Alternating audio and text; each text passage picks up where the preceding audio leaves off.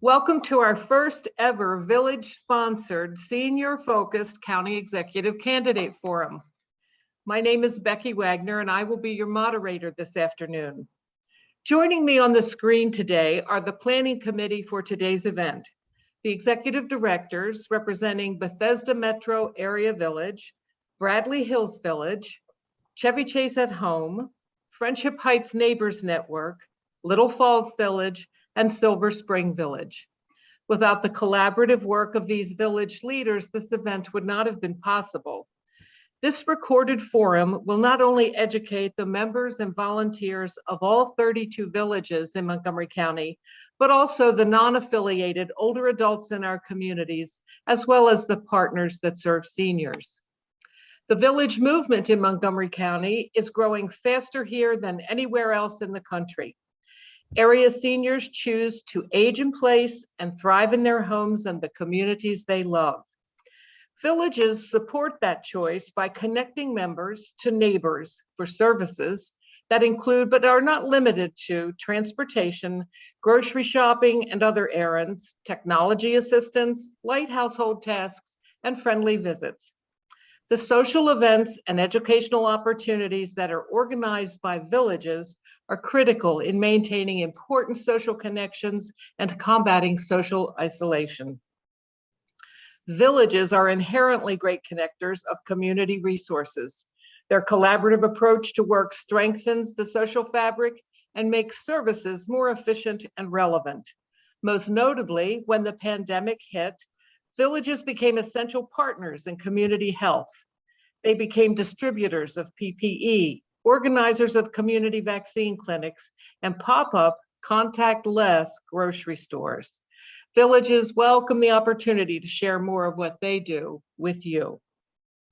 The candidates for county executive were invited to submit their statements regarding senior issues that we face here in the county, and we thank you for doing so.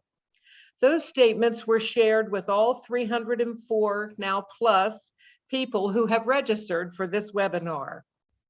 At registration, attendees were invited to submit questions for the candidates, and you will not be surprised that we received over 180 questions.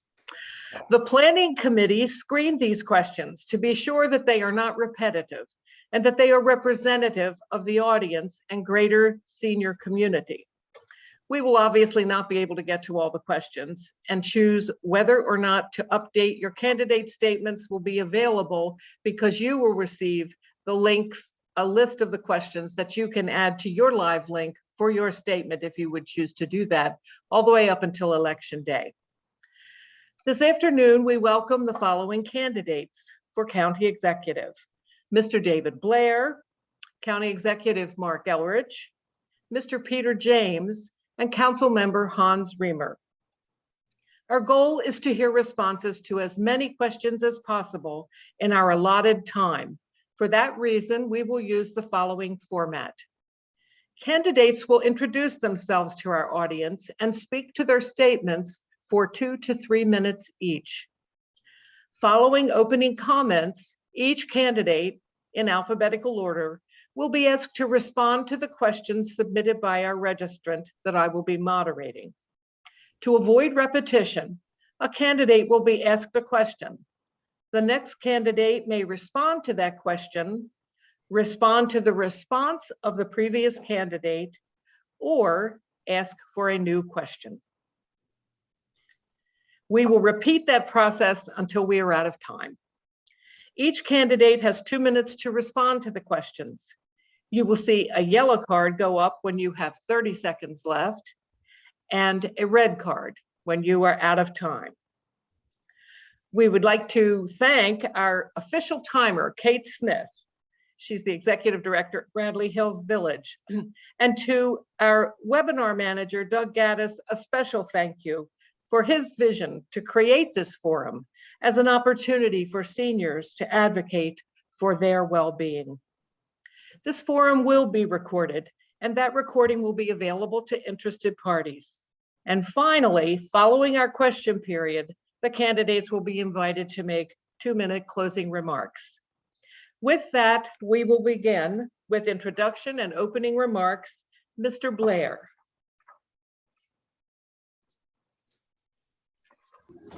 Good afternoon, everybody, and thank you for joining us on this wonderful spring day. So I'm David Blair. I'm a lifelong Montgomery County resident. My wife and I are raising our 6 children here, and there's no doubt that I was blessed to grow up in Montgomery County with our incredible schools, our wide open places, and the welcoming and inclusive nature of Montgomery County. My mom was a public school teacher.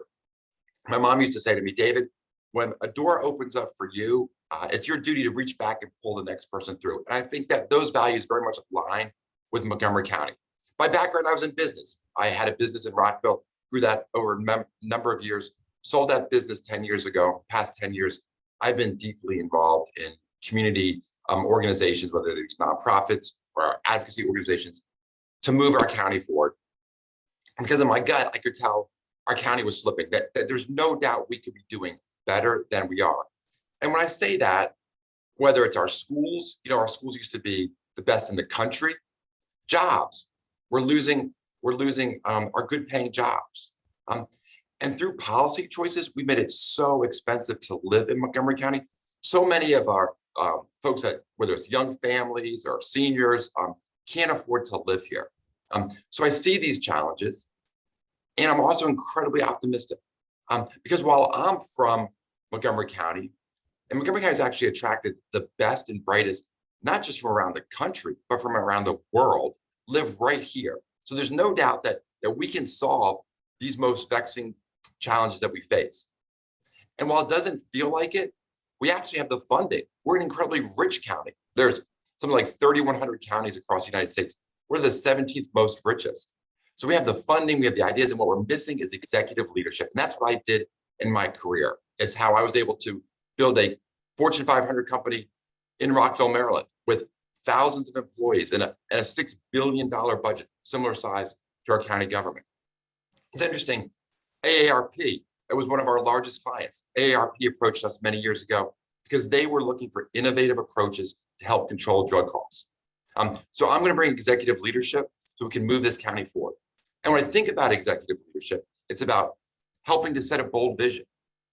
It's surrounding yourself with talent. It's removing obstacles. And then it's allowing people to execute and get things done. And so I think about Montgomery County, I know we can start growing good paying jobs, that we can have the best schools again, and that we can make it an affordable place for everyone. So again, thank you for joining us this afternoon, and I look forward to your questions. Thank you very much. We'll now move to County Executive Mark Elrich, please. So start by saying just thank you all for putting this together today. I look forward to looking at the other 180 questions that you don't get to. That may be the largest number I think anybody has told us about, but that says a lot about the engagement of people in this community. So, this year's budget contains $68 million for senior services, and it highlights the highlights on the budget are additions to staff to investigate complaints of mistreatment and abuse and neglect and provide surrogate decision-making for adults. We've increased the support at the South County Regional Center. We're operating, 7 senior centers. We provide transit access. We operate adult centers for those 55 and older. Last week, I cut the ribbon on the opening of a senior affordable building in Kensington. And it's all affordable units. It was done really, really well with support from the county and with support from the state. And this week I'll be cutting ribbon on the groundbreaking for St. Anne's Senior Housing in Damascus.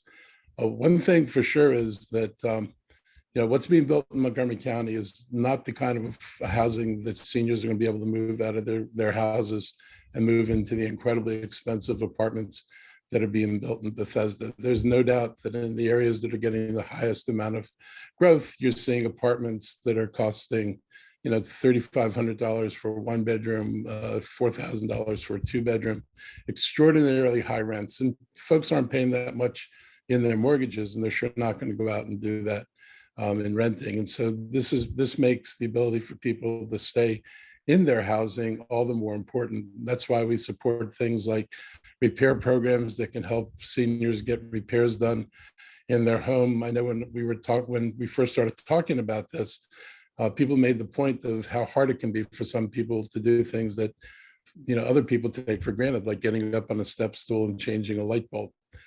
For many people, that's second nature. For other people, that can be a hazardous journey to the top of a ladder. So the kind of services we can bring in to people to help them stay in place, the services villages provide to get people to a grocery store to food, or to get them to a pharmacy to fill their prescription, to take them out to a library, or help them move around the county. This is one of the reasons that we help support the villages, because the villages are really an extension of the things we need to do, and they can do it. And I do think they do it better than anybody else is able to do it. We are adding more ride-on. We're piloting something called Ride-On Flex, and that should be of interest to everybody. We're in 2 places right now, Wheaton and Rockville, but we have small ride-on buses that you can schedule for pickup. And it's about a 2-mile radius around the metro stations. We envision doing this around the metro station, all the metro stations and the BRT stations ultimately, so that we can connect people from their homes to transit without having people to make walks they can't make or expect them to get in a car and drive. So we're trying to provide more accessibility. Thank you. Sorry, we're going to have to move. Welcoming Peter James, please, for an introduction. Yes, mine is Peter James. I moved to the county when I was 4 years old. That would be about 62 years ago. And went to Rosemary Hills, Monkey Hills, White Oak, and then graduated Springbrook High School. I basically entered this race just because I'm the only candidate that knows that elephants can't jump. And that basically means there's certain laws of physics and chemistry and things that, given the advance of technology, as far as autonomous cars, smart cities, all these things that can really be a benefit for the county, I don't think the other candidates have the technical knowledge to kind of implement those and take advantage of them. So one of the reasons I'm running is that I went to Mark and asked him for a PO for 100,000 free electric vehicles for transportation equity to give away to low-income families that couldn't afford a car, or people maybe that are stressed with the gas prices. And so I have real technology solutions. You can get on Amazon and order something, have it delivered the same day.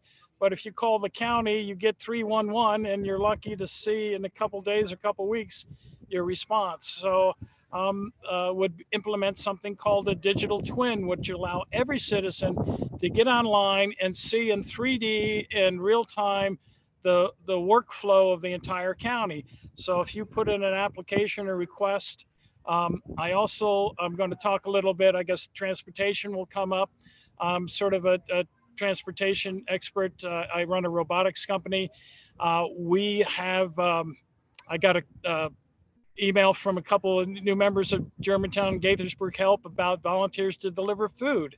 Well, Maryland passed a law a year ago to allow delivery robots. And I think I'm the only one qualified to make that happen quickly and without problems in the county. So being able to deliver medicine and food to age at home individuals or anyone else that needs it. So there's also a question of maybe more, particularly from COVID, of more loneliness and people that are stuck on their own. I've been doing a lot of youth-based programs right now.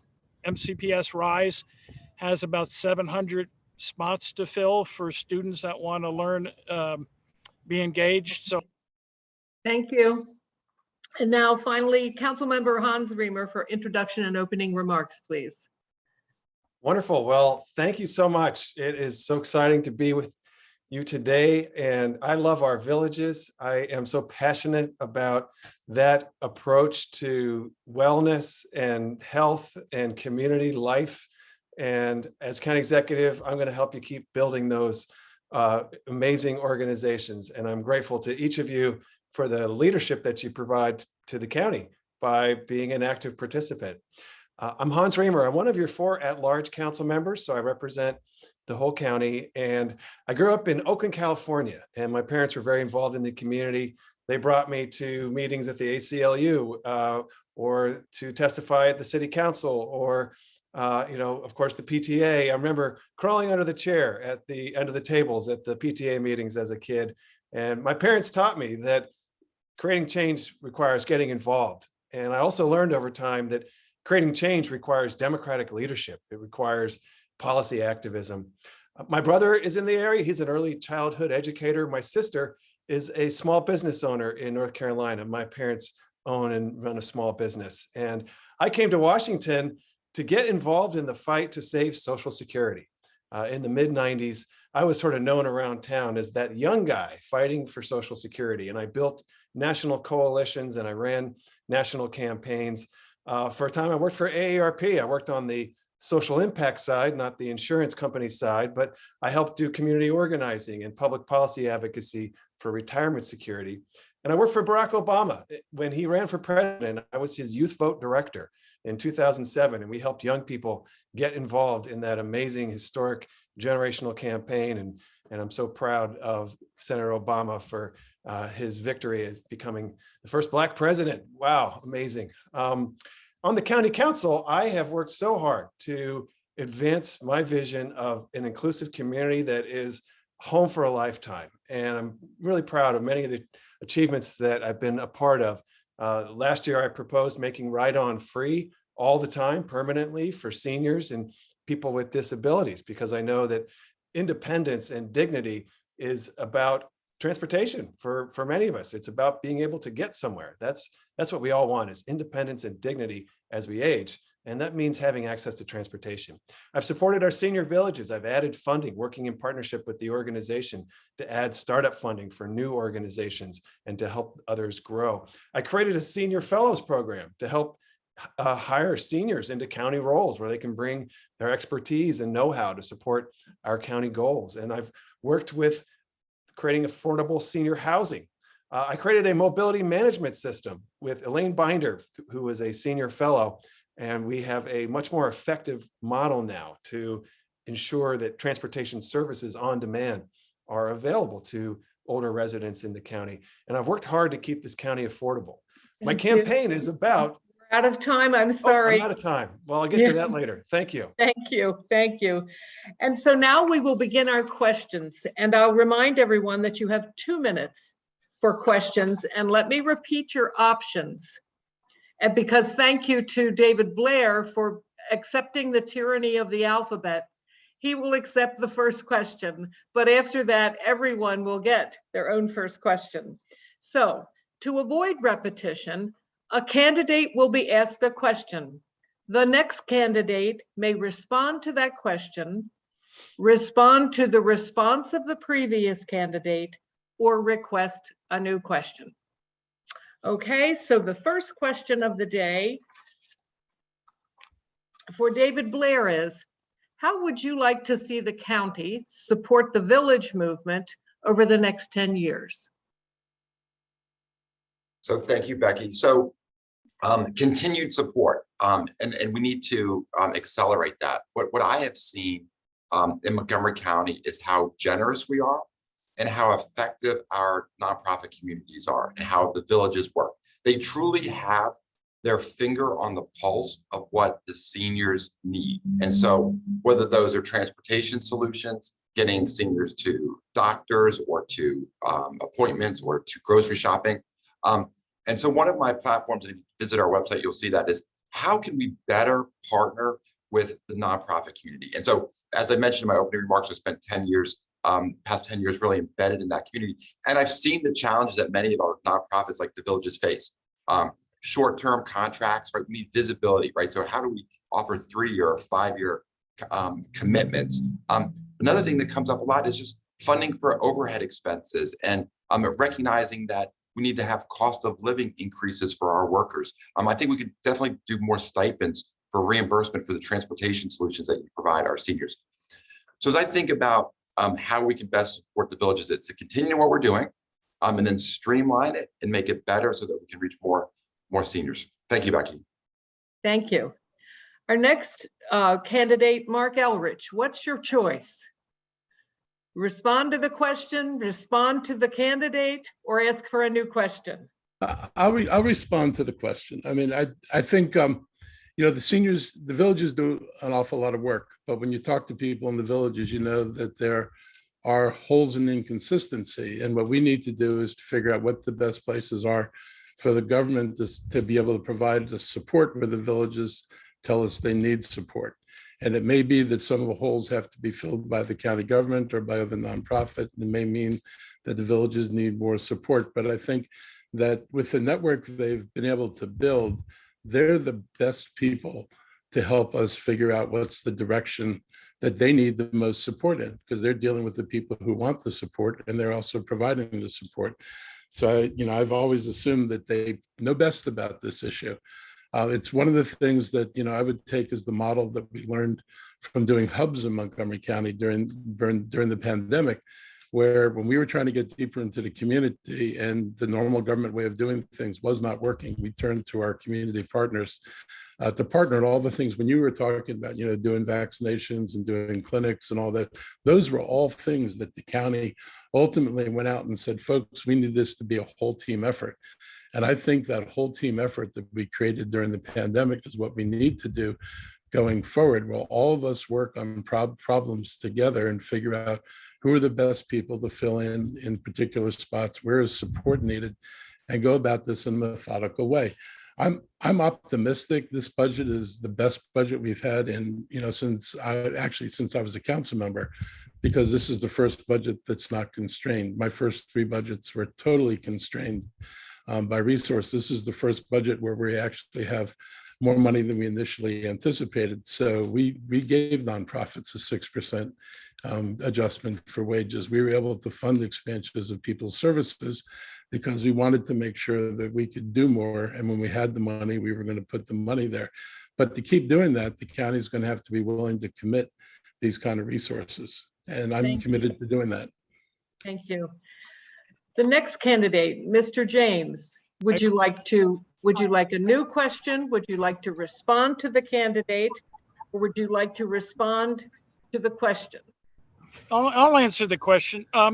First of all, I think there's very high likelihood that we're going to go into a inflationary recession.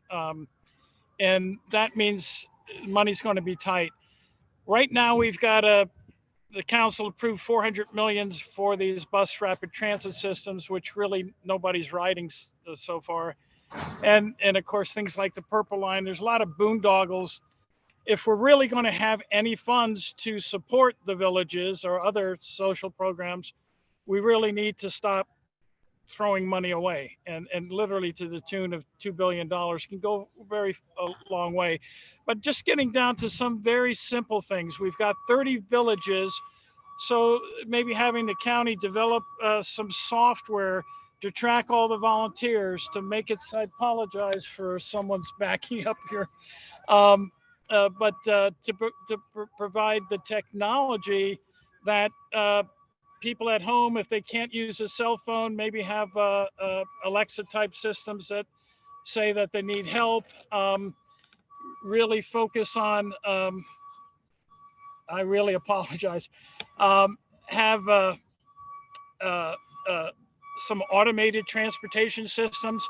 It's fine to say that we're going to have paratransit for everybody, but that requires their people, hiring people to be in the buses. Right now, paratransit, it takes, you have to sign up for a day in advance. So applying technology, there's a heart sensor technology that a local company produced. So even providing those for free for people that might have heart conditions. Thank you. I think I'm.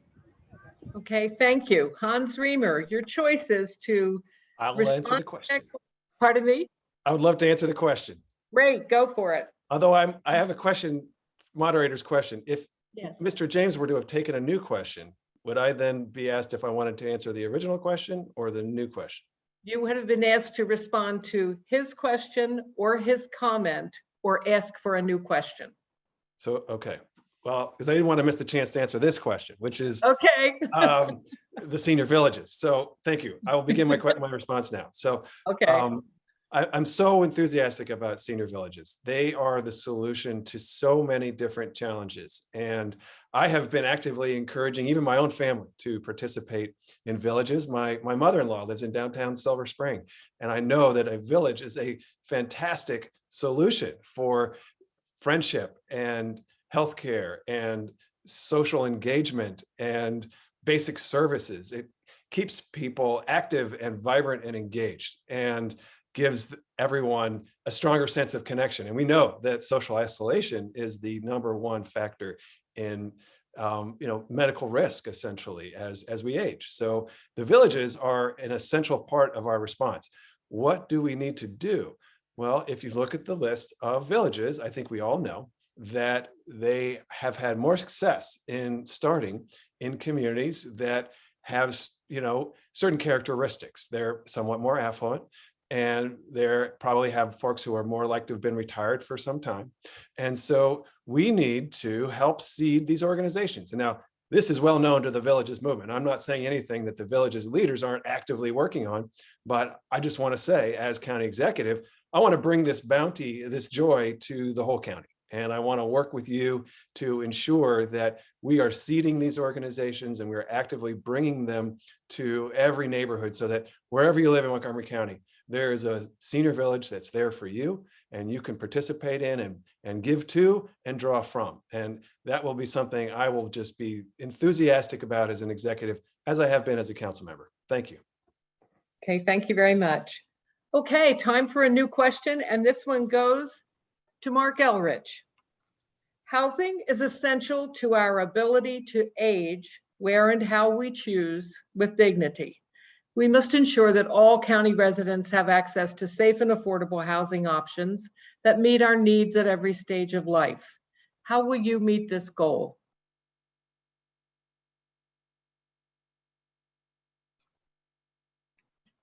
You're muted. Sorry. We need to unmute Mark. Thank you. I'm unmuted. Okay. Okay. I've not been a fan of what the county's been doing for the last decade. Primarily what we do is we produce a small number of moderately priced dwelling units. Those units are affordable to people maybe making $55,000 to $75,000, but they don't serve people below that, and they don't serve people above that. And so when you look at what's being built in Bethesda, which is a good example because that's where most of the construction's happening, they all have to give us moderately priced dwelling units.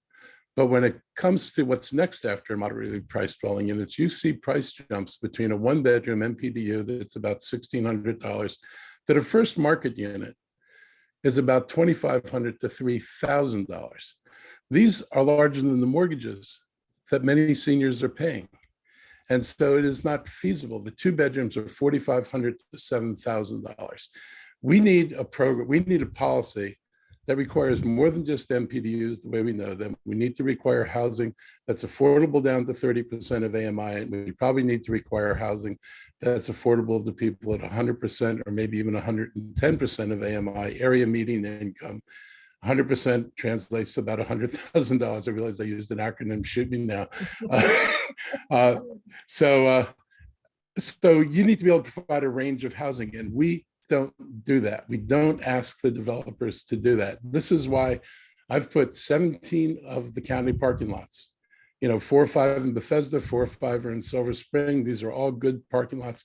We've put them out to the for-profit and nonprofit community and asked them to give us offers about what you would build on there that will get us more affordable housing. We know if I do these as county projects, I'm not going to be sitting there and taking 15% affordable units and saying too bad to everybody else.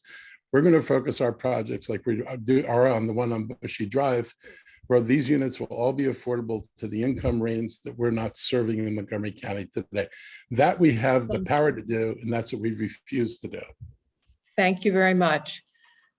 Peter James, it's your opportunity to respond to that question, respond to, pardon me? I'll respond to the question. Okay. Yes.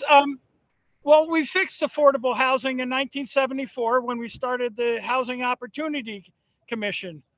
But whoops, basically we have parking planning and Housing Opportunity Commission that I would call it the Landlord Opportunity Commission. And we're starting at the wrong end of the stick. Instead of subsidizing builders and landlords and the rich to provide housing and institutionalizing renting, I'm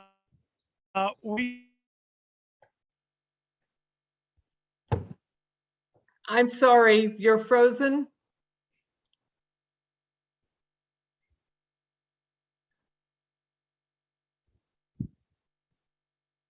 Okay, I think we'll have to move forward then. And so our next candidate, Hans Riemer, do you choose to respond to the question?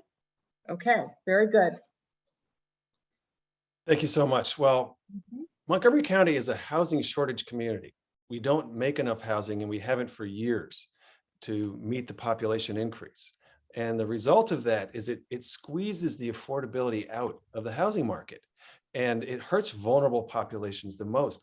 Housing shortage communities lead to higher homelessness. They displace people with disabilities. They displace older seniors, and the cost in a shortage drives real estate prices through the roof, which leads to higher taxes. And it has a really big effect on seniors. And so we need to have a greater growth in the supply of housing, first and foremost. That's the foundation of a healthier community, is one that is creating an adequate supply of housing. Secondly, we have to fund affordable housing. We have to fund finance special projects that are for affordable housing, and we have to use public land to create affordable housing. So I've heard the county executive's comments sort of raging about how expensive housing is in Bethesda, as though it's not already expensive in Bethesda and in Chevy Chase and Potomac. Housing is really expensive in expensive parts of the county. But one of the ways to solve that problem is by putting housing on public land. So, for example, the Chevy Chase Library today is up for consideration for a renovation and housing. Downtown Silver Spring has senior affordable housing with the new library. It's amazing. It's a fantastic facility. Hundreds of seniors live there affordably on public land. So I hope the county executive is willing to support putting affordable housing on the Chevy Chase Library, where it can be walkable to the future Purple Line, and we can expand that housing opportunity. That's the kind of solution that I think is going to help move the ball forward for the whole community. Thank you. And I would just like to clarify, Peter, I know that you're on mute. We will not be able to go back and get your time, but this would be an opportunity when we send the link out where you will have all the questions. You might update your statement so that we can move forward from there. Okay, thank you. I thought I unmuted. Okay, so our next candidate, David Blair, do you choose to take the question, respond to the responses, or ask for a new question? I'll go ahead and respond to the question. Thank you. Okay. So we clearly have a housing crisis in Montgomery County. The county estimates that we need 31,000 new housing units built by 2030.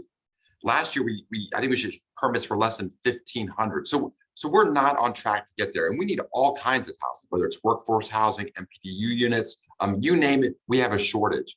And I believe that it's a fundamental right for the folks that work in this county. They should be able to afford to live in this county. For the folks that retired in this county, they should be able to afford to live in this county. And we're lucky that we've also spent tens of millions of dollars in metro stops that could be developed. This is exactly where you can build thousands of new units, right? So whether it's like a Shady Grove or a White Flint or Glenmont, these are areas where we could put affordable housing. I have a 25-year-old son, and he recently moved from Bethesda to Arlington. And the reason was because he could save $300 a month in rent, and it was a new building with a washer and a dryer and a gym and a pool. And he's like, Dad, like, why I can't afford to live here, but I can live in Arlington. So if they can do it, so can we. And that's my commitment to the villages and the seniors, that I'll bring affordable housing to Montgomery County so those that retire here can afford to live here. Okay, thank you.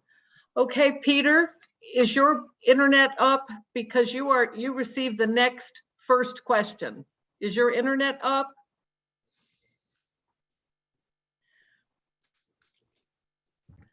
Okay.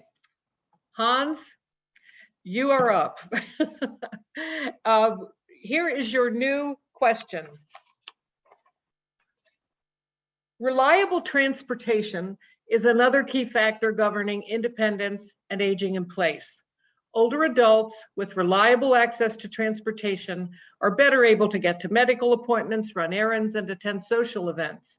What transportation remedies or enhancements do you have in mind for older adults who no longer drive or can no longer walk long distances? Thank you for the question. As you said, transportation is at the core of independence, and independence is at the core of dignity. And a community that is providing transportation options for seniors will be a community where people feel that their lives are more fulfilled and they are achieving what they hope to achieve. So it's a core part of my agenda. And it's why several years ago, working with Elaine Binder as senior fellow, I created the Senior Mobility Management System.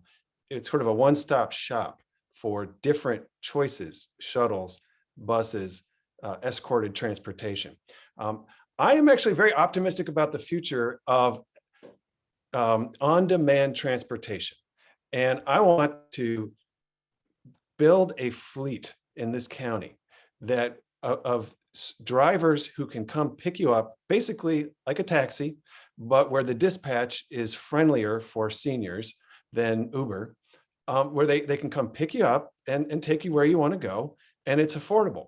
And that can be done. We could do a partnership with an Uber and a Lyft. We can provide better ways of subsidizing transportation through our taxi services.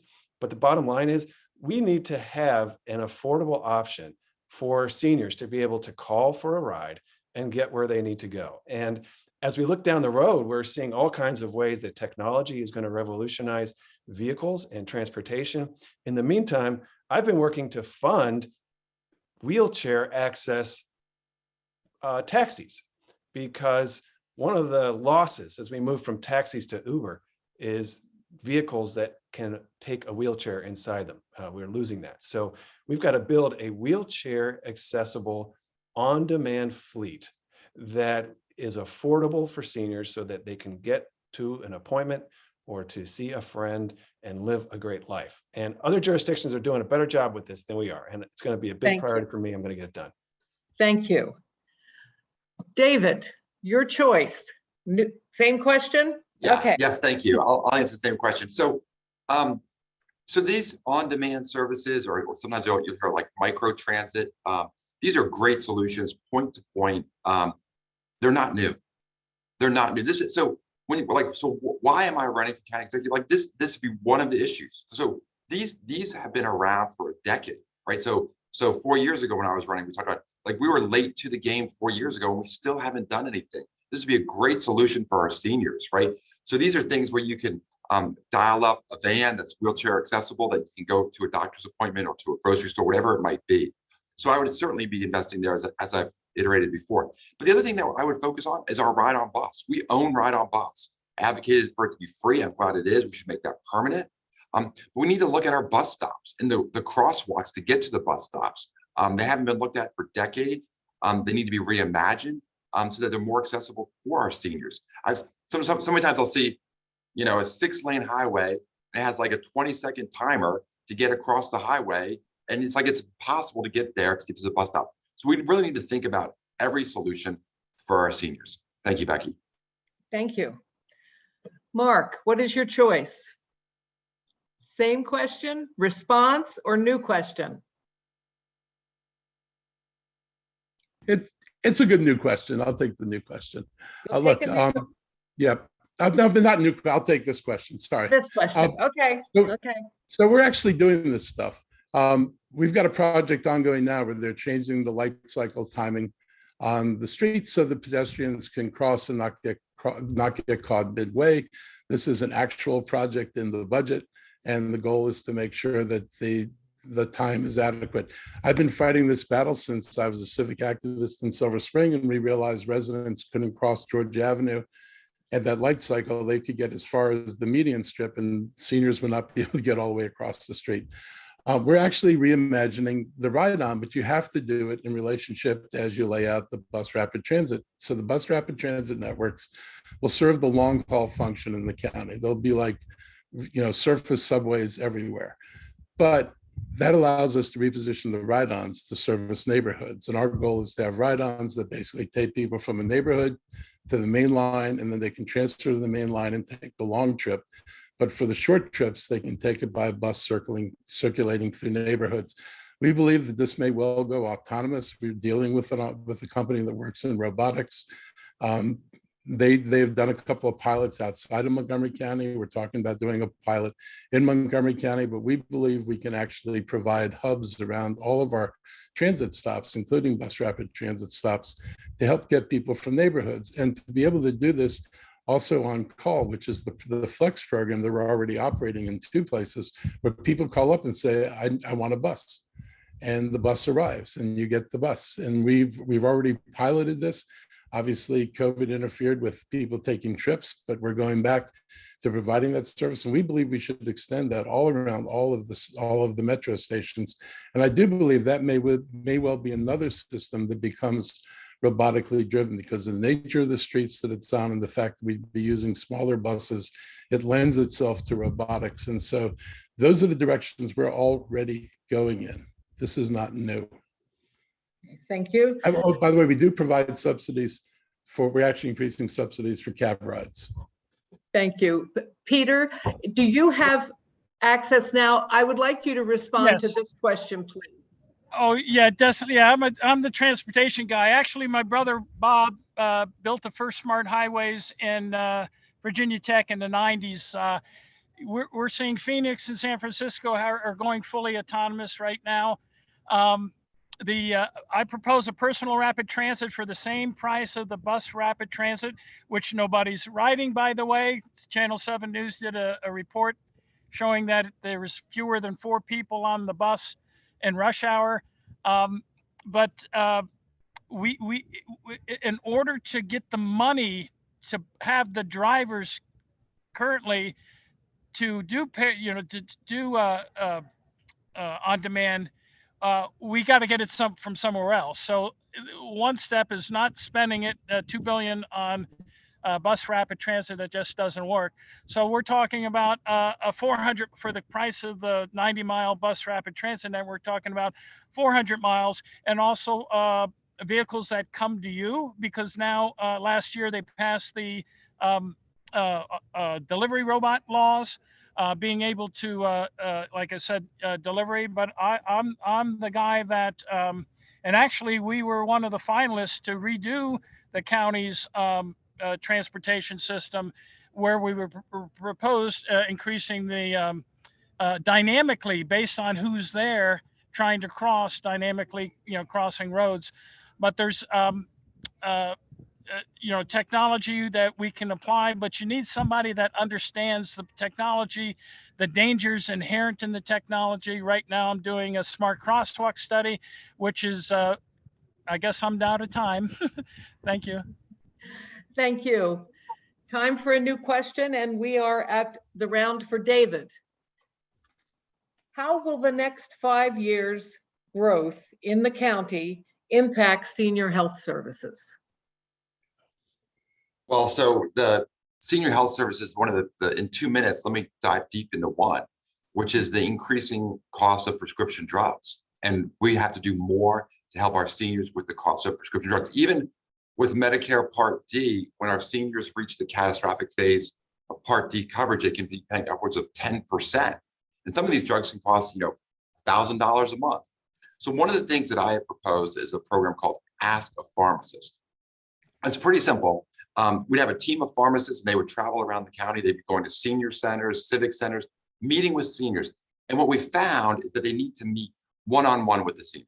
And they sit down, and the senior literally brings their prescription medication. Oftentimes it's in a brown bag, and the pharmacist goes through each medication. And we find where there are lower cost alternatives, whether they're generics, over the counter. Sometimes there'll be 2 brand drugs and one will be lower cost. We also look for any safety concerns where there might be an adverse drug reaction. So they do that. And then what we found is right then, the pharmacist has their computer and a phone, and they get on the phone with the physician and they make those changes. And we can save seniors anywhere from, $50, $75 a month, up to hundreds of dollars a month. And that's going to be an increasing problem that our seniors are going to face, because drug costs continue to go up, and we've got to use every tool in our toolbox to fight that. So that's called my Ask a Pharmacist program, and I would bring that to Montgomery County. And it's not unique. There's other communities that have similar type programs with documented savings for seniors. Thank you. Mark, would you like that question? Would you like to respond, or would you like a new question? I can't hear you. Okay, so yeah, I'll take this question.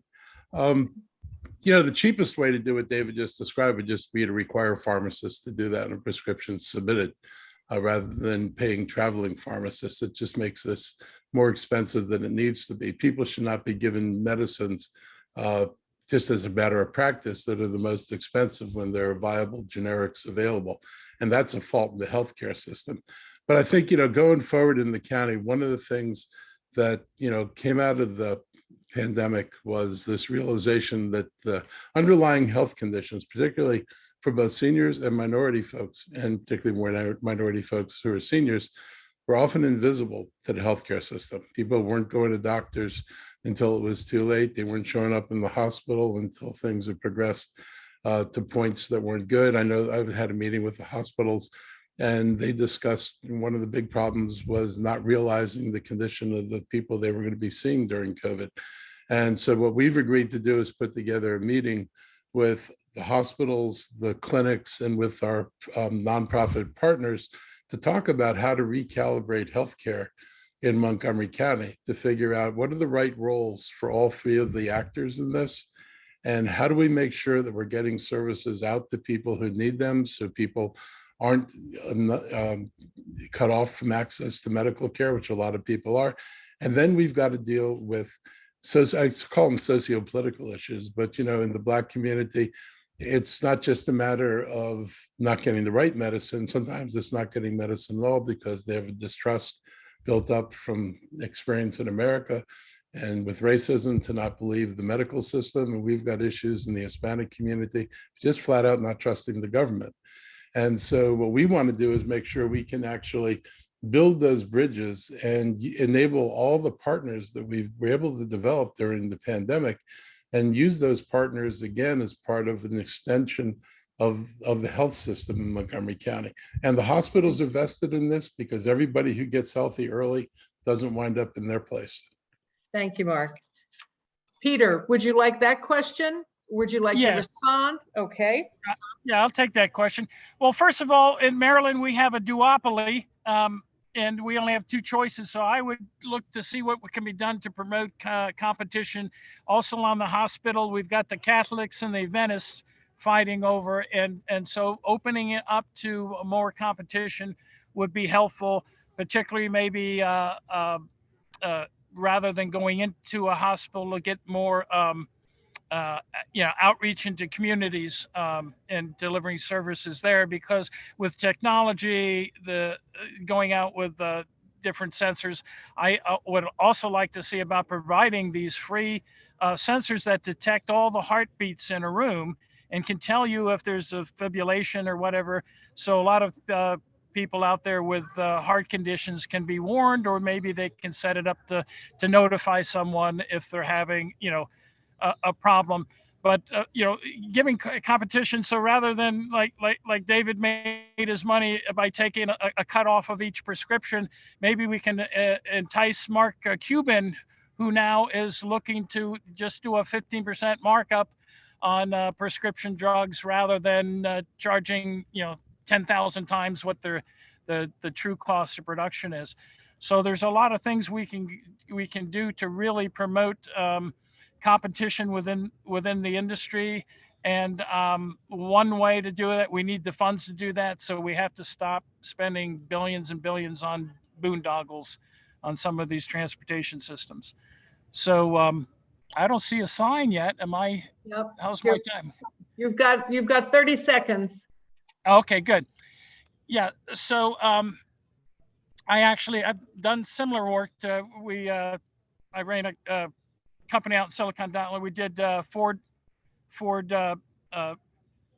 paid health systems, which was the benefits. I'm sorry, system your for Ford time Motor your Company. time is I'm done. concluded. Thank you. Hans, new question, same question, response. Yeah, I'd like a new question for 200.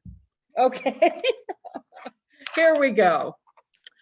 Well-being for seniors is inexorably linked with their financial health. Economic security is essential to covering healthcare costs, pharmaceuticals, medical bills, housing expenses, transportation access, and monthly living expenses.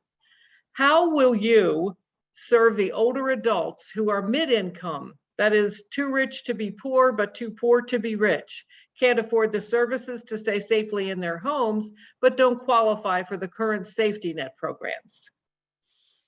That's a great question. Thank you so much. Well, I think affordability is the essential issue for so many of our seniors. And the more that our taxes rise, the more of an impact that has on folks who have fixed income. When you have fixed income, but your property taxes keep going up, that can have a really big impact. And so we need to, first of all, mind the store. We have to ensure that county budgets are not growing at an unsustainable pace and driving increases in cost.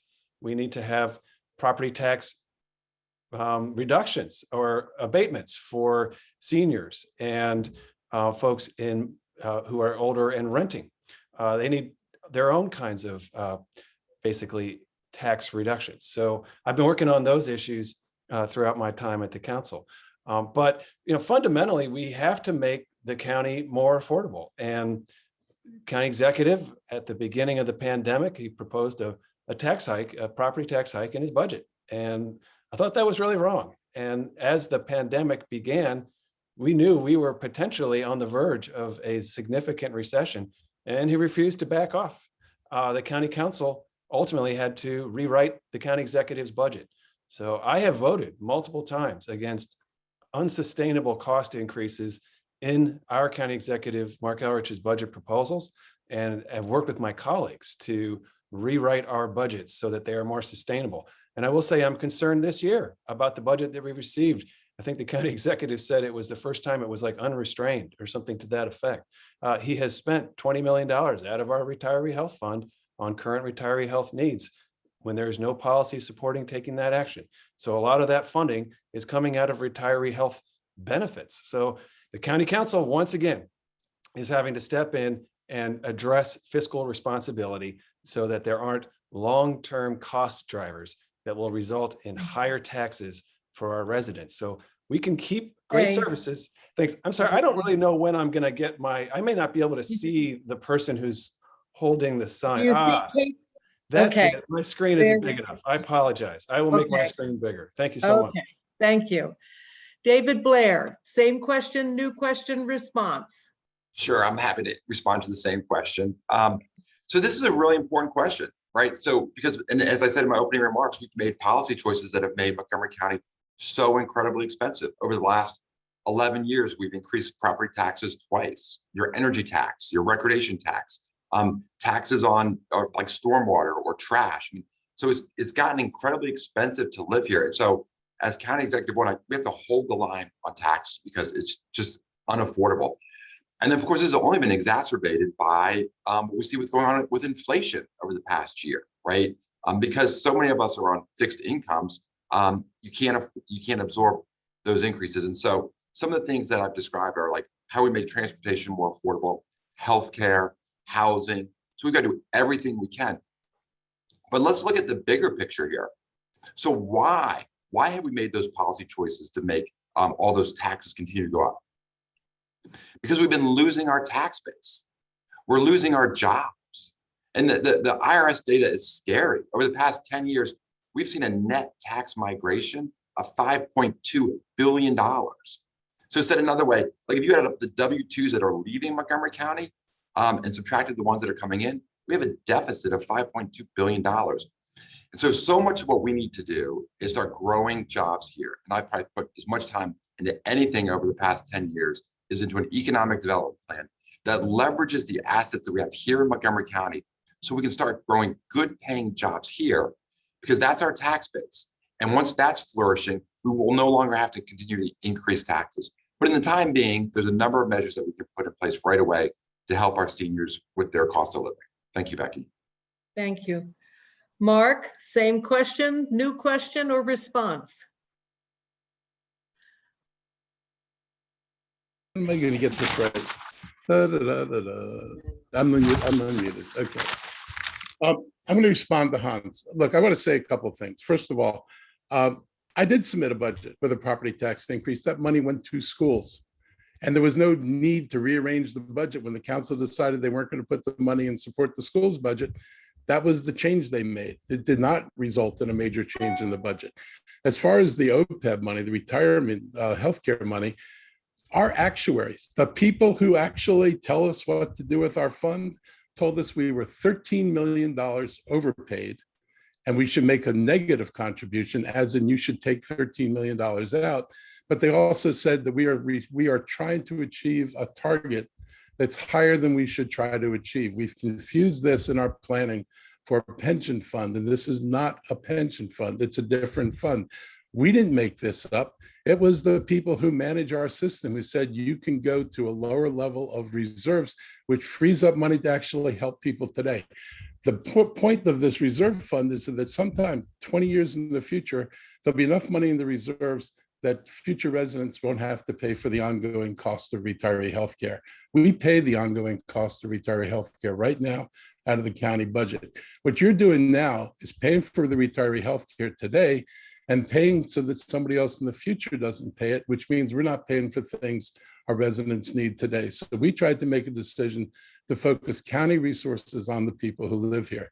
And by the way, when I did submit the tax increase a couple of years ago, I also included a change in the homestead tax credit so that 70% of the homeowners in Montgomery County would have seen no increase at all, and some of them actually would have seen a decrease. So you need to understand what the facts are, but both of them, both him and David, have pointed out what I think is the big problem. They talk about all the things they're going to do, and then they talk about taxes being too high and they need to be lower. You cannot do new things. You cannot pay Uber drivers to ferry around seniors all over the county on a lower base budget. You cannot do what anybody's Mark, we're out talking of time. about. Okay. Thank you. Peter, same question, response or new question? Well, I'll take the same question. I didn't know if I had that option, but yes, what we need to do is look at maybe mutual assurance type healthcare, where because if we do it on a countywide basis, Mark's suggesting this started a co-op for electric cars, but being able to have a mutual health insurance company. Also in Florida, if you go bankrupt, you get to keep your house. And so maybe the mutual assurance network can pay for someone, because most of the money spent on healthcare is for catastrophic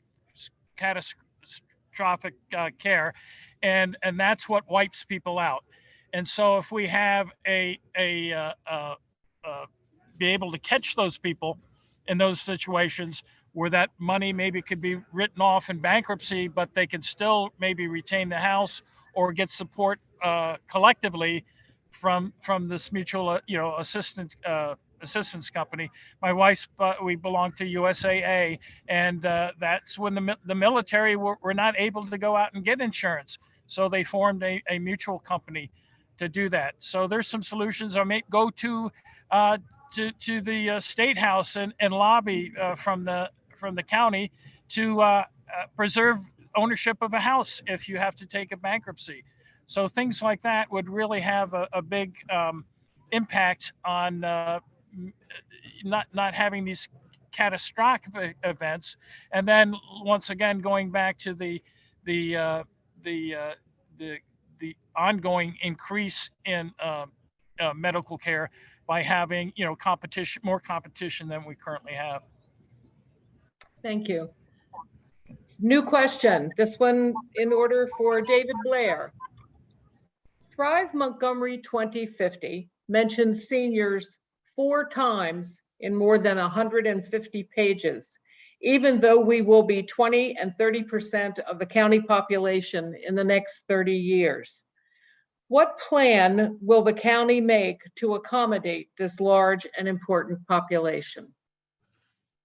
Well, you hit the nail on the head about this important population. I mean, we've got to embrace our seniors. They support our local economy. They shop at our retail outlets.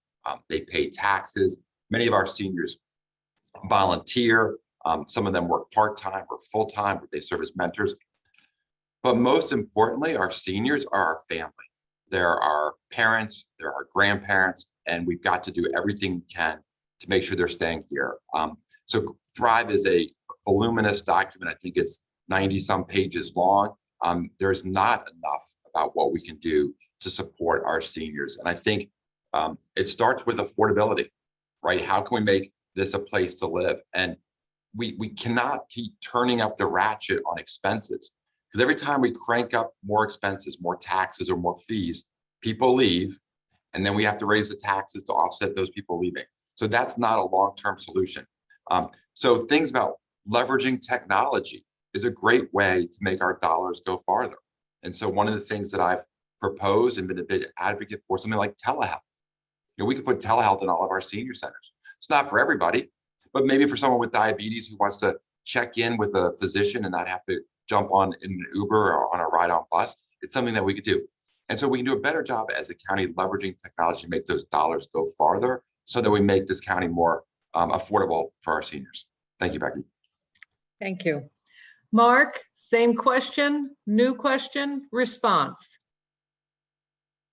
I'll take the same question. Okay. Thrive is a problem. They also don't talk about minorities, except, I probably equally low mention, and there's no plan for them. Basically, Thrive is a plan for 2050 that ignores low-income people and ignores seniors. You're kind of written out of the program. I will say that, others in the Thrive group have talked about seniors occupying housing they should get out of, that you're blocking families from, when you're aging in place, you're actually blocking families from being able to rent your houses and move into neighborhoods and creating a housing shortage. And people wonder why seniors just don't move to apartments and that are right sized for them and they can afford. And the problem is, and it goes back to what Hans and I's big disagreement is, it's not enough to build more housing. If you build more housing and it's not affordable, it is useless. And right now we're facing a problem where 30,000 people out of the next 40,000 people are anticipated to need housing subsidy. And if you're going to subsidize 30,000 people, you're not going to get it when you get 15% affordable units from a developer. If they build 10,000 market units, you're going to get 1,500 affordable units. So there's not even affordable places for seniors to move to. If you wanted a comprehensive program, you would match seniors and you would build affordable housing consciously for people so they can make a decision and say, I can leave my house and still afford my life. But if you can't leave your house without having to step up and pick up a mortgage you didn't have before because you've managed to pay your mortgage after living in your house for 40 years, that's a problem for people. And I don't blame people for wanting to age in place. Thrive, however, does blame people for wanting to age in place. So I think, we need to try to match housing, but we need to provide more supports for people so it's affordable to stay in their houses. And that's something that I think through villages and through other programs the county has, we can actually provide that kind of support. And I'm happy to do that. And we are open. Like I said, I opened the senior place last week and one this week. Thank you very much. Peter, same question, response, or new question? Same question. I've asked all my friends and asked everyone I meet on the street if they've heard of Thrive 2050. No one's heard about it. This is something that the developers snuck through during COVID, and it's totally inadequate. We need to get participation. I'm proposing a SimCity type digital twin environment where all the citizens can get it online and give their input into these kind of questions. But one thing, I hate to say it, Hans, but being able to create more uh, apartments in a full size house when your kids move out and you love your home and stay in it. That's not a bad. There's a 75-year-old guy living across the street from me, and he rents out part of his home, and it works really well. So I think that's part of the solution, but also for affordable housing, by having a transit system that doesn't take me, like it takes me 3.5 hours to get to Silver Spring from Gaithersburg. If we had a personal rapid transit system that takes me 20 minutes to get out there, then we can look at doing development, because the cost of affordable housing is the cost of land, the cost of materials, the cost of labor, and maybe we can even waive some of all those fees that show up. But so if we can build on less expensive land and use things like rammed earth, we can build very nice, affordable homes. They will be not down in downtown Silver Spring. They may be out, even in the ag reserve. But if you can access them in 20 minutes and you can get down to the farmer's market in Silver Spring in 20 minutes, it's got the same, it has the same benefit. So being able to, I see the 2005 as sort of this transit-oriented development. I think if we focused on people-oriented transit, we're going to be much more happy, and we're going to have a much nicer place to live. Thank you, Peter. Hans, same question, response, or new question? Same question, please. Okay. Well, I'm flabbergasted by the county executive's comments. I thought they were really over the top. And, the misinformation that the county executive is actively putting out there to create this scary demon called Thrive, that he will ride to the rescue and save scared people from Thrive. It's beyond the pale. I would invite you, not you, Ms. Wagner, but you, the audience participant, to search on your browser Fed Committee Draft of Thrive 2050, PHED, Fed Committee Draft of Thrive 2050. It's not a perfect vision. We're still working on it. We're going to make it better. But the whole idea is to create housing opportunities in Montgomery County, to have communities that are safe, that are walkable, where you can get to a corner store for a glass of milk, a gallon of milk, or you have medical care, within your area. It specifically talks about the legacy of racial exclusion and redlining and restrictive zoning that Mark loves so much, that has kept Black people out of housing opportunities in this county for decades. It is all about the future of the county. And it's tragic that trying to come up with a vision for the future of the county has been subject to such, negativity. But we're working on it at the county council. We're going to make it better. It probably could talk more about aging and seniors. And, the idea is to have great communities where you can downsize to. And that's something I really feel passionately about. I think our housing shortage is closing the door to young families and to seniors who want to downsize and to the workforce. Thank you very much. Okay. Okay, it's time for a new question, and this one goes to Mark. What do you see as your major top issue that you would focus on if reelected? Wow. I think a person's got to be able to walk and chew gum at the same time. So I'd say, I would say two things. We've got to deal with affordable housing. It actually matters what you build. And so Hans's just drumbeat of you build more housing without regard for whether people can get into the housing is just not going to happen. The reason that housing units haven't been built, and I'm surprised David hasn't said it so far, is that without jobs, there's a lack of demand for housing. So there are people who would like to live in more expensive housing, and they can get it. The market units that are projected to come here are being built. It's the housing for everybody else that isn't being built. So finding out how to build the housing for everybody else is like what I think one of the great challenges. The other thing is dealing with the environment, and you just cannot put that on a back burner. We've got to advance as fast as we can. We're doing we're electrifying our fleets, we're electrifying our buildings, we're trying to make buildings more energy efficient. The council finally passed our legislation to require old buildings to come up to new standards, and also require new buildings to be built to very high standards of energy efficiency. So I think we're on a path to getting there. The county is going to be the energy buyer for all residents of the county in a couple of years. We'll have the opportunity to put the buying power of the county out there to hopefully bring in the cleanest energy anybody can bring in. And I'm optimistic about our ability to do that, because we've already been approached by companies that would like to be considered. So I'm optimistic we can work on both fronts. But as my friend from Fairfax County once said, Sharon Bulova, to the Council of Governments, you get no affordable housing except what you demand. And if you don't demand it, you don't get it. And Hans is never going to get it because he can't ask a developer to do something.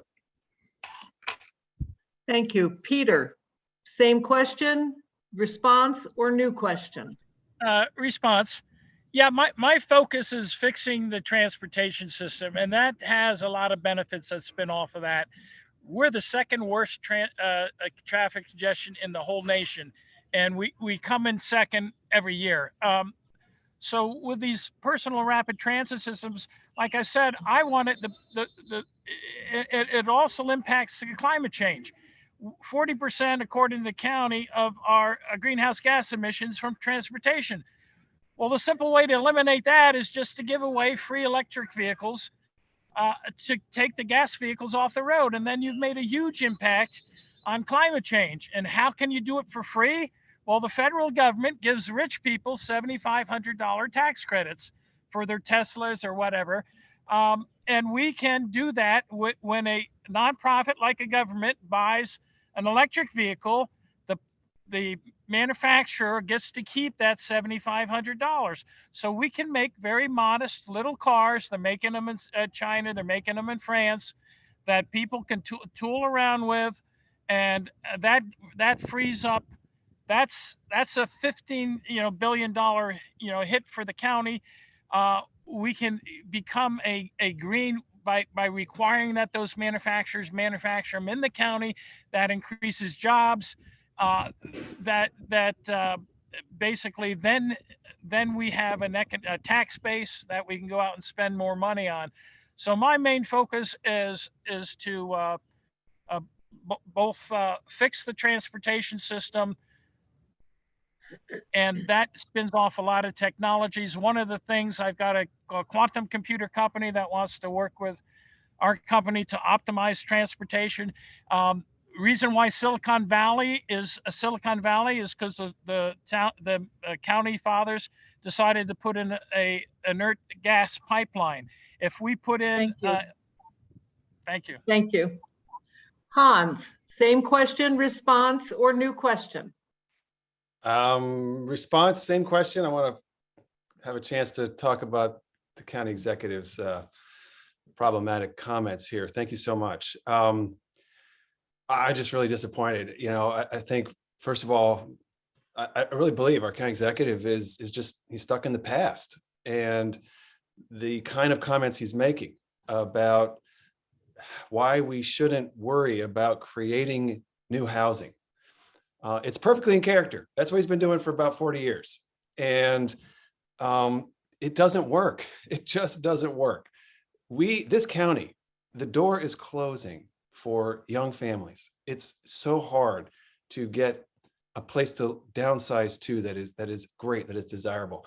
Who among us is not living in a house or an apartment or a condo that we acquired essentially at a market rate? Most of us do. And the problem is the market is not producing enough housing anymore, first of all. And we never recovered from the Great Recession.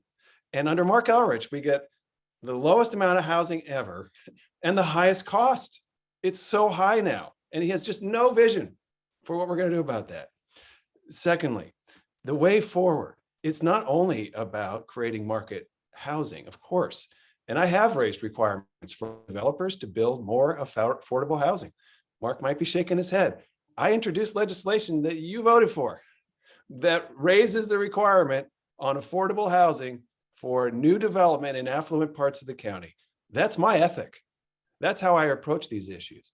The county executive talks a lot about public property and how he wants to put housing on it. So my challenge to you, Mr. County Executive, will you recommend affordable housing on the Chevy Chase Library property? Will you recommend that? Because if you don't recommend putting affordable housing on public land in an affluent area, all of your rhetoric is just meaningless. Thank you. David Blair, same question, response, or new question? Same question. I think the question is what my priority would be. I've Yes. talked about the importance of creating jobs, right? That expands our tax base and takes the burden off of increasing taxes.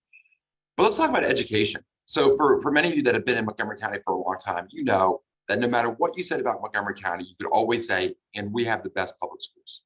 Well, that's no longer the case. In fact, this is the first year that I can remember that not a single one of our high schools is in the top 100 US News and World Report as the best in the country, right? When I was growing up here, it was always like 3 or 4 of the schools were top of that list.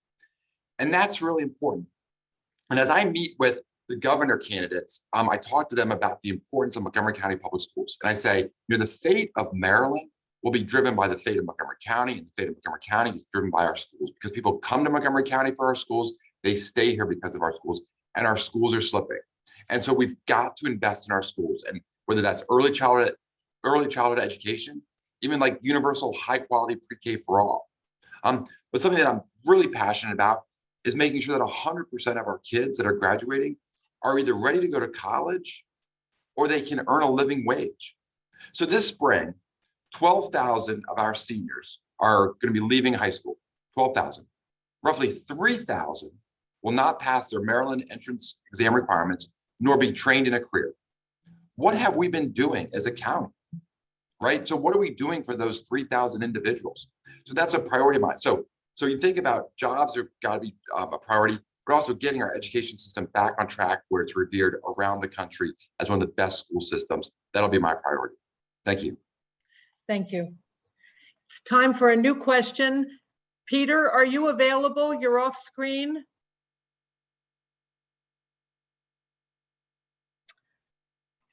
Okay, this is going to come to Hans. A new question. Seniors prefer to age at home, the premise of the village movement. How do you plan to make it easier for seniors so they can stay in their homes as they age instead of having to move into nursing homes? Thank you for that question. I mean, that is what senior villages hope to accomplish. The challenge is when you're home, and my parents are like this. My parents live in the home that they've lived in for 50 years now. A lot of stairs, steep driveways. You need to be able to build an accessible home. You might have to retrofit your home. A lot of seniors can't afford that. That's going to be pretty expensive to change how your shower is configured, or to find an alternative way to get between floors if there's a steep staircase, or to get to the basement if that's where your washer and dryer is. Those are real challenges. And I know how hard it is to move on a steep set of stairs with a cane, because I've been there. But we have to be able to provide grants for seniors to retrofit homes, and ultimately we have to provide housing alternatives also. I think what seniors really, I believe what folks want is to live in the same community as much as the same home. Sometimes it's the same home, sometimes it's the same community. You got to have both choices, because eventually most of us are going to want to live in a home that is designed for our needs. I'm really excited about the Design for Life movement, which is building new housing that is perfectly accessible, so that you can move from your car all the way upstairs with an elevator, or with never having to even cross so much as a lip across the door. So it's safe for all kinds of movement. So these are really big challenges, but keeping people vital, active, connected, with recreational opportunities, social networks, healthcare opportunities nearby. That ensures that you can live in the community. And if you want to stay in your home, we need to make that possible with those. And when you want to downsize, we need to have housing that is what you want. I think that's really another major area where we're coming up short. Is there a better option than what you have? Thank you, Hans. Now we're going to go, Peter, if you can hear me, you've been bumped to the back of the line on this question. So I'm going to David Blair. Same question, response, or a new question? Sure, I'll respond. And I think there'll be a lot of similarities with some of the responses here about what we need to do to support our seniors. I think there'll be broad agreement there. But let's talk about how we're going to pay for it. So when I was early in my business career, I was working with a Catholic hospital system. And when I'd walk into their corporate offices, on the wall, I would say, no margin, no mission. Meaning if you're not focused on the bottom line, you can't pursue your mission. And so clearly supporting our seniors so that they can age in place is our mission here in Montgomery County. And so much of this has to do with jobs. And so, as I mentioned earlier, I put forth a comprehensive job program. Let me describe one element for you. So Montgomery County actually has less businesses today than we did a decade ago. And that's unique in the region. The region has exploded. There's tens of thousands of new businesses, yet in Montgomery County, we have less businesses. And it's almost unfathomable because one of the things that's so unique about Montgomery County is 1/3 of our residents were born outside of the United States. Just think how entrepreneurial that is, right? So someone had to learn a new culture, a new system, maybe a new language. So they've come here and they could be starting new businesses. So one of the things that I'm a big advocate for is entrepreneurship programs. We opened up one at the University of Shady Grove a couple of years ago, and it's been fabulous to see these groups of young men and women come through and their great ideas, because we need thousands of new businesses. Because some of them will become those Fortune 500 companies or other contributors to our tax base. And so not only do we need it at University of Shady Grove, I would suggest that we need it in the high schools, even the middle schools, these programs so that our kids can start thinking entrepreneurial. And whether they become an entrepreneur or not, these type of creative skills will help them in any job they pursue. So that's how we can pay for some of the things that we need to do to support our seniors. Thank you. Mark. Same question, response, or new question? Can't hear you. Do me a favor, repeat the question, so I'm sure I'm what it was. Sure. Okay. Seniors prefer to age at home, the premise of the village movement. How do you Yes. plan? Go ahead. How do you plan to make it easier for seniors to stay in their homes? But I think it comes down to the kind of things I was talking about earlier. One is working with organizations that help people make the repairs in their homes, that help make their homes more livable. Not all livability improvements are terribly expensive. You don't have to break the bank to put bars in the bathroom. A lot of people live, particularly if you live in the older communities in Montgomery County, in one-story ramblers, which were the thing for a very long time. But there are a lot of opportunities, I think, to improve the living conditions within the home, to make a resident feel comfortable they can maintain the home. That's one of the things that people worry about, is that they feel the house is getting away from them and they can't take care of it. That can be a pretty depressing thing for people to deal with. I think, providing, mental health supports and making sure people, we're dealing with issues of loneliness and isolation, so that a person feels that they're still connected, but also being, robust with our programming and our rec centers and their senior centers, so seniors know they have a place to go, and being able to provide the transportation to get them to the centers if they're not going to be driving, which a lot of them don't want to do anymore. I don't think it's a bad thing for people to stay in the house they lived in, because they tend to stay with their neighbors they lived with. And that's one of the things that people lose sometimes when they're moved into, apartment buildings. They lose the community they had, and it's easy to say that, you can build a new community. Sometimes people like their lifetime friends, and they like the relationships they've built. And because mobility may be an issue, an apartment could even be more isolating than living in the neighborhood that you lived in. So I think helping people manage living there, if they want to transition out, helping people make that transition, but mostly making people feel secure and that we can provide supports for things that make staying in home feasible for them. And I think that's something the county can do. I will say that everything else that everybody's talking about requires money. Well, okay, I think we have lost Peter James, at least temporarily. So it is time for a new question, and that new question, in fact, goes to you, Mark. We are back to the housing question. This is just goes and goes. Given the affordability of a major concern for seniors, what additional measures do you suggest to further reduce the tax burden on older residents, in addition to the existing credits for living to 40 years in your house, designed for life, and newly proposed reduction in state income tax? Well, I like the idea of putting in abeyance part of a person's property taxes and then taking them out at the point of sale in a house. Because when the house is sold and a person cashes in on the equity, we can capture some of what was given up. And I know there are other jurisdictions that do that. And that's something I'm interested in, because I think it means, in the long term, the county will get the revenues it needs, but in the short term, the residents will get the break they need. And I think that it's a way that we can, apportion out taxes in a way that it kind of minimizes the impact on people who are least able to afford it. But I will say this all needs to be means tested. I mean, there are a lot of seniors.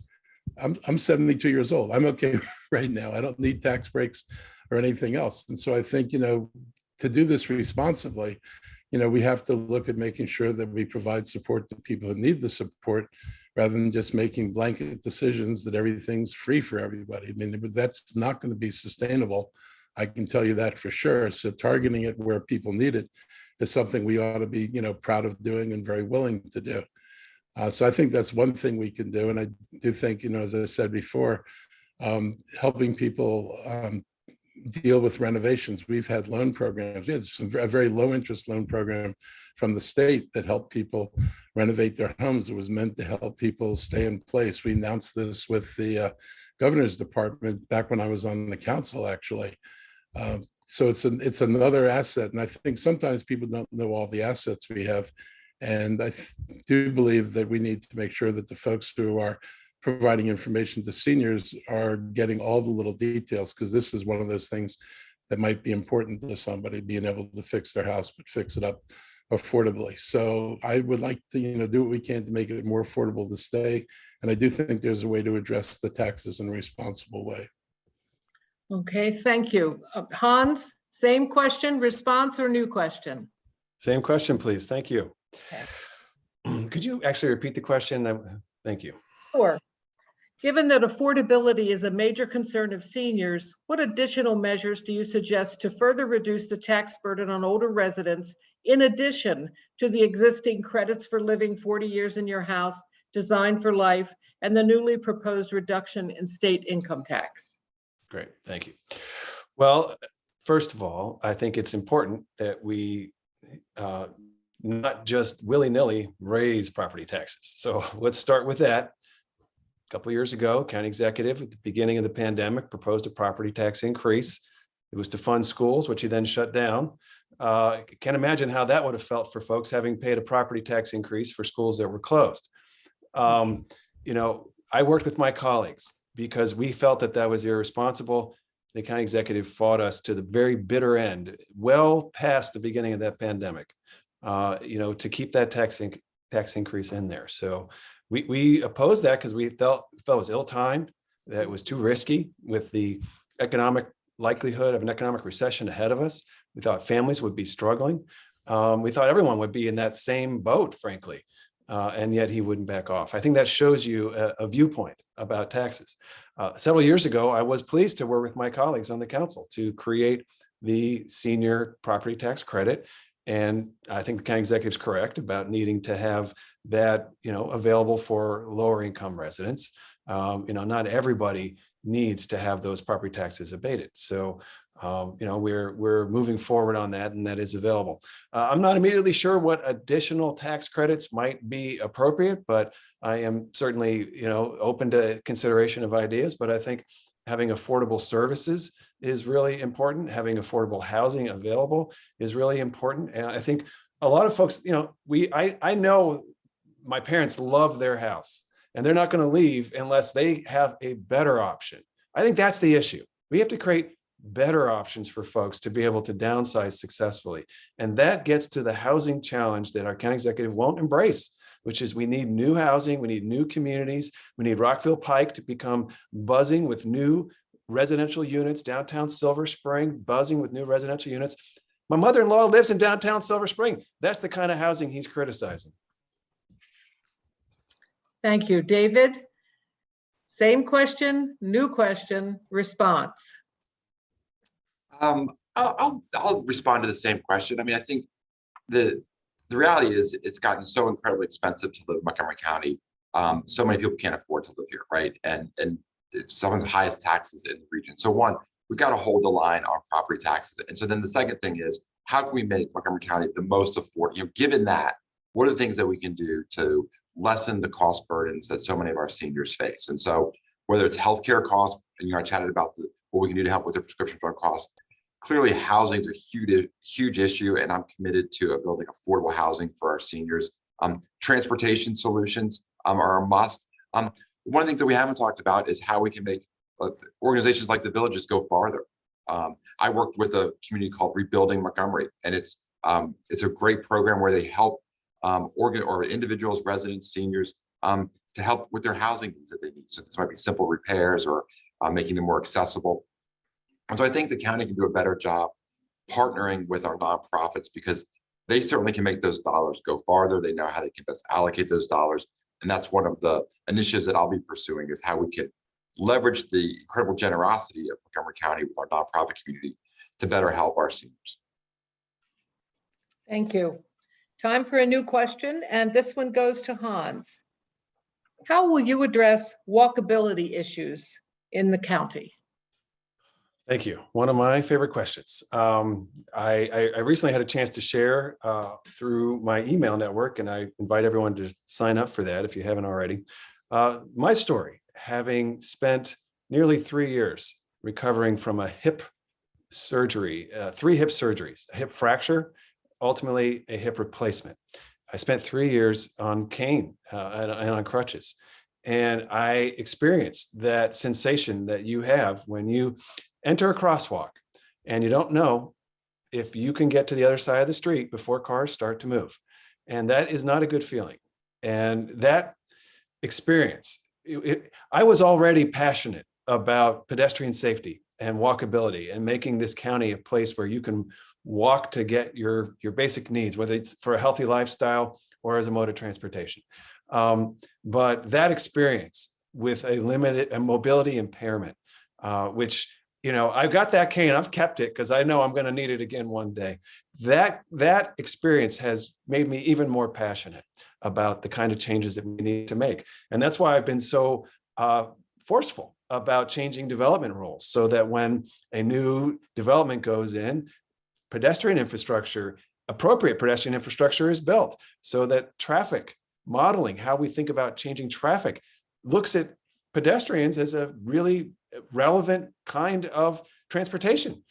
Historically, it's been discounted. And that's why the timing on signals is inadequate. And it's why sidewalks are too narrow. So I'm working to increase funding for sidewalks, to make development more friendly to pedestrians, and to make walking a respected choice, so that we can all do that more. And I, as county executive, I am going to keep moving forward on that, because it's a big priority for me. Thank you. Okay, thank you.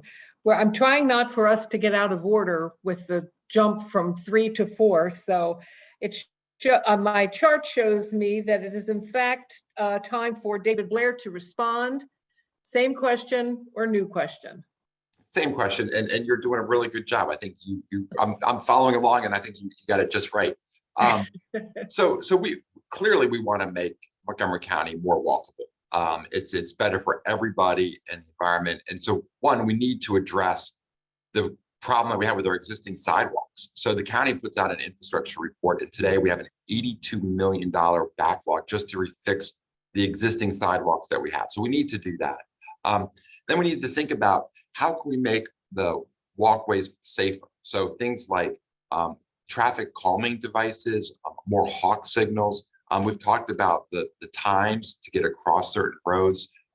Also dedicated lanes for either bicycles or bicyclists or pedestrians can make a lot of sense. But to do that, we need to make our roads more efficient too. And so we can't just, and one of the things, if you look at our transportation plan, that we talk about a lot is how can we make the existing infrastructure more efficient using better technology so they can have safer ways for seniors to walk and cross streets. And so really, there's a firm commitment that I have for Vision Zero, which is zero fatalities. And there's a lot of good ideas that are out there. They just need to be implemented, and I'll be the executive that gets that done. Thank you. Mark, same question, new question, response. Same question. So when I became county executive, and we were talking about pedestrian safety, I had noticed that the district had started a program of putting in these short height flexible poles, and they were setting aside places for walkers, for bikers. They were squaring the corners on the streets so the cars actually had to slow down when they were making turns, so pedestrians didn't go unnoticed and weren't getting hit in the middle of crossing a street. And I asked our people to do the same thing the district was doing. I said, I want to see an aggressive program, and we're doing this. And you drive around the county now, you see more and more poles going up, more and more dedicated walkways going up, more protection at corners to keep people from being vulnerable. And what it does is it actually forces the driver to look in front of them. When you can't just swing around the corner and you got to see where the pole is, it changes the driving behavior. So those are things that I think are really important. I think, I do think our sidewalks are too narrow. They've been, particularly in urban areas. I thought that one of the problems with the planning board is the obsession with giving away as much density as possible, which sometimes means instead of widening a sidewalk and taking a couple of feet off the width of a building, they'd rather have a narrower sidewalk with a taller building or with a denser building. I frankly would rather make sure that the walkways were right and that the sidewalks in urban areas fit the population or fit the activities that one anticipates in an urban area. But I'm going to continue to invest. I'm going to continue to work with our people to change the light timing. That's the program they're on. We're going to focus on the urban areas. The state actually has said we can use the poles, flex poles on state highways, which is a change for them, so that we can use them on state highways in the urban areas. They're not fond of us doing it everywhere, but there are places where we are going to be able to do it. And I look forward to extending this program as much as we can. Thank you, Mark. Okay, so we have a new question for David. Metro access is helpful, but slow and often unreliable. How do you see the county improving this essential service? Well, one of the things that we can be investing in is better technology so that our riders know when and where metros will be, where the buses will be. It's certainly something we can do. Also, just simple things like crossing the roadways. So our campaign offices are here. I'm across from Pike and Rose. We're not far from the White Flint Metro, which seems like it'd be incredibly accessible. Unfortunately, it's not. There's 6 lanes of traffic that you need to cross. We don't have an entrance on the other side at 355. I know that's been in the planning for a long stage. But I think accessibility comes, I'll emphasize what I said about making it walkable so that we can easily get to those metros spots. And then investing in the metro station itself. Because one of the things that people clearly covet is the idea that you can go down an elevator or walk from your home to a metro, and that there's that 15-minute community idea built in the Thrive plan about how we can make these communities walkable to restaurants or your job or libraries, that type of thing. So I think accessibility around the metro stations is something that you see me focus on for sure. Okay. Mark, same question. Next question, new question. So metro access, did you mean the service metro access? I actually did mean the service. Yeah. So, that's what I thought. Sorry. I'm sorry, Becky. I thought you meant that literally, we've had a challenge here literally at our campaign offices with people getting to the Metro versus the Metro access. Okay, and you can respond to that on another question. It's all up to you. I'll respond to the actual question. Look, Metro Access, first of all, is a Metro service, and they contract with a private contractor to provide the service.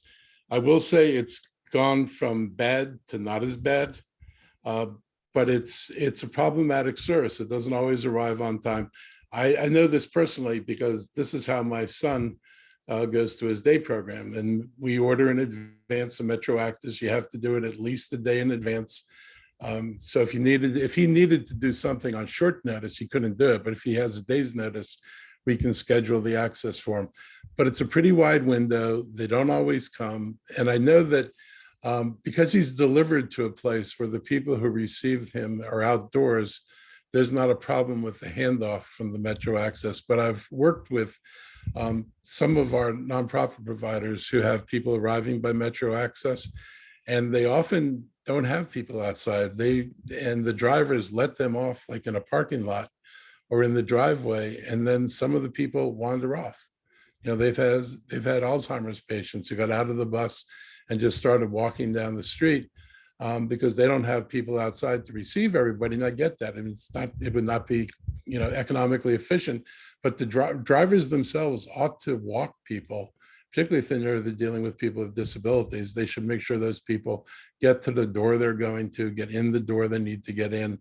It's little things like that. So I think we need to work with WMATA to improve the service and to set higher standards for what they want us to provide. Thank you. Hans, same question, response, new question. Thank you so much. Same question. One of the things I love about being a council member is you get to do so many different things. And sometimes well, anyway, so about 6 years ago, I worked with the Metro board and staff to create a program called Abilities Ride. And it exists now. You can use it. It's a way of using Metro Access where instead of having the van that you're used to seeing, they will dispatch a cab or an Uber or a Lyft. And we figured out how to push Metro and the board to embrace that. And there was a lot of resistance actually to that kind of thinking, using a service that wasn't necessarily embraced there. But we ultimately prevailed. So and I can't claim full credit for it by any stretch of the imagination, but I was the only council member that I know of or person advocating for it. And now this is what I think what the caller is trying to get at is like, this is a program we should expand.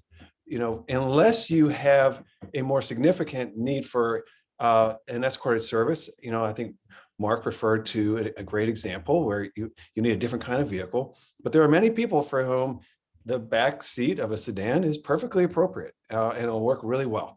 And we can have a more affordable service that is quicker to be dispatched. That's kind of the core issue. If you want to use Metro Access, you've got to schedule an appointment way in advance. It's not really helpful enough. And so we should expand taxis, Ubers, and Lyft through Metro Access and through the county and ultimately create that kind of escorted, on-demand transportation service for people with disabilities, for seniors, and for everybody who needs it. Thank you. We have time for one more question, one more round, and then we will move to closing remarks. And this new question goes to Mark. What should the county and its hospitals do to bring medical care and assistance to the homes of those aging in place? That's a really good question. It's something we started doing during the pandemic. We were able to get services out to people who are aging in place. We realized, we'd get calls from people saying, I want to get my vaccination, but I can't get to one of the centers and my doctor doesn't have the vaccination yet. And so this is one of the things we were able to do at a small scale, but this is the reason why I'm putting together this working group between the hospitals and the clinics and the nonprofits, because we need to deal with this systematically. We've got to figure out how and who is going to do this work. I mean, there are times when we need access to the higher levels of service that the hospitals have, and where the services provided at our clinics just aren't going to be adequate for a home visit. And we need to work with the hospitals to help us deal with this. And I was, I didn't get the answer, finish my answer the last time we kind of talked about this, but it's actually important for the hospitals. So I think one of the things they're realizing is the patient load they're taking on and the type of health issues that they're taking on. A lot of those issues could be dealt with earlier if the patients that they're seeing had access to medical care earlier. So I believe they're incentivized to work with us on this. I do think there's a role for telemedicine, but telemedicine is also limited. It's not a perfect solution, but for small things it may be. We're doing a program now with our fire and rescue services where we have folks who actually call people who had a history of frequent calls to the ambulance, and the only way they could get service they thought was to call an ambulance. Now we send out a nurse. We send out, a firefighter with a nurse, and we can help these people in their homes instead of bringing them into the hospital. So we need not just to get people into hospitals, we need to get appropriate medical care to people where they are. And we've been doing this, and we're continuing to expand that program as well. Thank you. Hans, same question, response, or new question? I was wondering if I could just speak to an issue that hasn't come up yet that I would like to be able to speak to. It's your response. Okay, great. Thank you so much. Well, I want to talk about something that I care a lot about and I've been able to do something about, and I think it matters to our audience, and that is sidewalk snow removal. In 2014, I proposed legislation to require the county to do a better job with sidewalk snow removal. And I did it because I was working with a neighbor, and he has a degenerative visual condition, and he found it really difficult to walk around downtown Silver Spring. And what I saw there was that block after block, one property owner, one storefront would remove snow and another wouldn't. Or I would see on my commute to Metro, one property owner, one homeowner would remove snow and another one wouldn't. And I knew that your ability to walk on a sidewalk free of snow is not just a convenience issue. That's a life safety issue. It is extremely dangerous if you have a mobility challenge to walk on a sidewalk that could be icy or snowy. And so I introduced legislation, and the legislation, what it led to was the county developing a plan, investing a lot more in equipment for sidewalk snow removal in our urban districts, developing a plan to remove snow from stretches of county-owned sidewalk around parks, around schools, around county facilities. We then went on to increase fines for property owners who weren't complying adequately. And we did an educational campaign. And I think the community really pulled together. It's a great example of education and leadership at the county level, community response. I think people do a really better job today than they used to do 5-10 years ago, removing snow in a timely manner. I think it's safer to live in this county as a result. I think we all have a higher quality of life. I think it gets right to the heart of this agenda. And I hope it shows the kind of care that I take to these issues. Thank you. Okay, David, same question, response, new question. I'll respond to the original question. I think it's an excellent question. And I've recently met with the CEOs of two of our major hospital systems at Adventist and MedStar. And this is clearly one of their goals is to keep our residents out of the emergency room. And there's so many chronic conditions that aren't being well managed, whether it's heart disease or asthma, blood pressure, or diabetes, that can be managed more effectively from the home. And so partnering with our healthcare providers and our nonprofits to deliver those services. And a great example of this is what we saw through the pandemic. I was actually working up county and helped co-found the up county hub. And what we found was at first, we didn't have enough testing kits to get to the residents. And so they weren't in a position where they could go to a store, the CVS, or wherever it might be to get a testing kit. So we were able to deliver those testing kits right to their homes. And then later was vaccinations. And so I think by better partnering with both the healthcare providers and our nonprofits to deliver those services directly to the residents. I mentioned the medication therapy management program, which is the pharmacist. So that can certainly help. Telehealth can be positive, but that generally needs to be in either like a senior center or something like that. But certainly going door to door is a great way to help treat these chronic conditions and keep our seniors out of the hospital. Thank you. Thank you very much to all of you for being willing to pick a question, keep a question, respond to a question. Our goal was to get as many pictures of who you are and what you believe and what you want to do onto the screen for our seniors. We are now coming to the end of our session, and each of you will have alphabetically the opportunity to respond in 2 minutes for your closing remarks. Mr. Blair. Well, first, just thank you all for joining us this afternoon. It's been a fun conversation. Love the questions and the passion that you have and your commitment to making Montgomery County a better place for all. As you think about the county executive race and who you might support, let me call out what I think is the most important differentiator, and that's executive leadership. Clearly, the three of us here all have a passion for public service.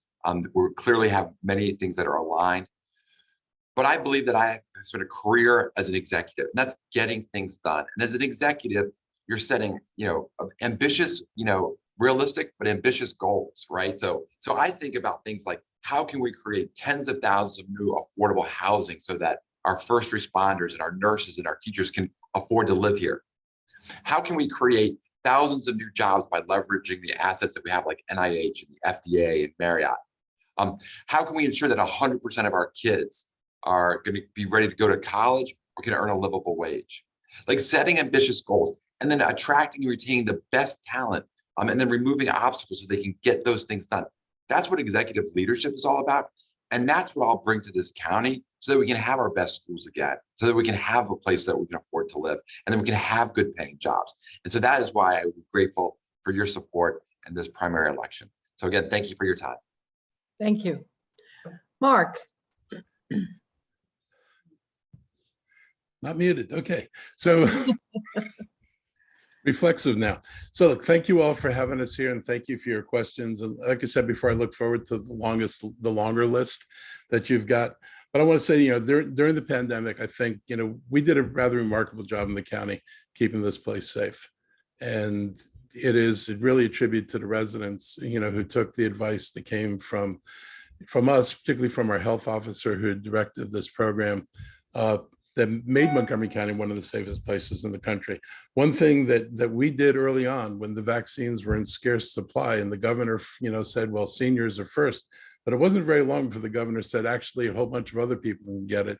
Montgomery County government was the only place that kept the supply available to seniors and didn't broaden it to the other groups until we had vaccinated the seniors, because we recognized the seniors were the most vulnerable.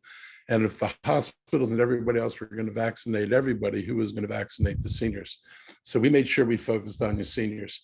Through all of this stuff that we've gone through, this county's maintained its AAA bond rating. We are rock solid. We are not looking on one-time revenues this year. Fortunately, we are in the midst of the beginning of a recovery.